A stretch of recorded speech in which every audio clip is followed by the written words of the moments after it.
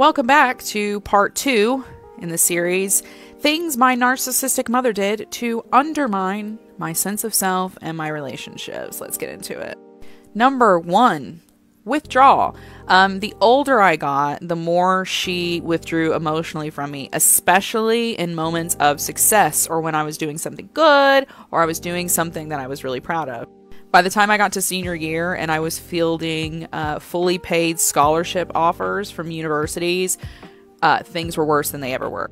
That was the year she kicked me out on the road by myself and I had to go and move in with family members because things with her were so crazy and she had to go and move into a different house by herself.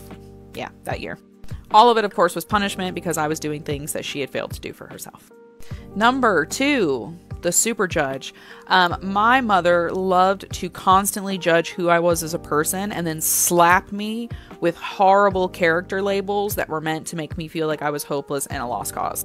So if I did something like I didn't clean the disgusting house that she had hoarded in, then she would tell me things like, "You're just like your birth mother," which was an insinuation that I was disgusting and worthless. Or "You're just like your father," which again was an insinuation that I was a piece of crap and worthless. She would basically compare me to bad people to make me feel like a bad person when she didn't like herself. Yay. Number 3, bad advice. This is a big one for malignant and covert narcissistic mothers. My mother loved to give me bad advice that was guaranteed to implode my friendships and my relationships. She encouraged me to be paranoid of everyone around me and to assume that they were always trying to do the worst. At the same time, she told me that I had to rely on men for my sense of self, even though I was also supposed to have money, but also rely on a man. I don't know. Number 4, terrible worldview. From the time I was a young age, she coached me to see the worst, believe the worst, and to treat the world as if they were the worst. It was very much like screw them before they screw you. Everything is bad, and the point was to warp my worldview so that I had a limited scope, the same as she did forever. And number 5, success block. My mother did everything she could to block my success while outwardly, verbally telling the world and me that she was trying to lift me up and build my success.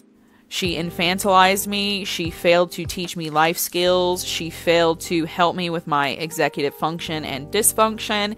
And then when push came to shove and it was time for me to be successful, she was never there with any kind of emotional support like a parent should be. Not in high school, not in college. She didn't help me with homework. A couple times she threw me to a tutor and then screamed at me when I didn't like the tutor. There was no success. Even when it came down to playing an instrument, which she was really, really big on, I was never allowed to practice or play when she was home or when she was in the room, especially trumpet, piano. All of those things had to be done for hours and hours and hours when she wasn't in the house. She was not going to be a part to that success, but she demanded the success, but not the inconvenience of it. What do you think? As your narcissistic mother displayed some of these behaviors? Let me know if you want me to share more in the comments and share your stories below.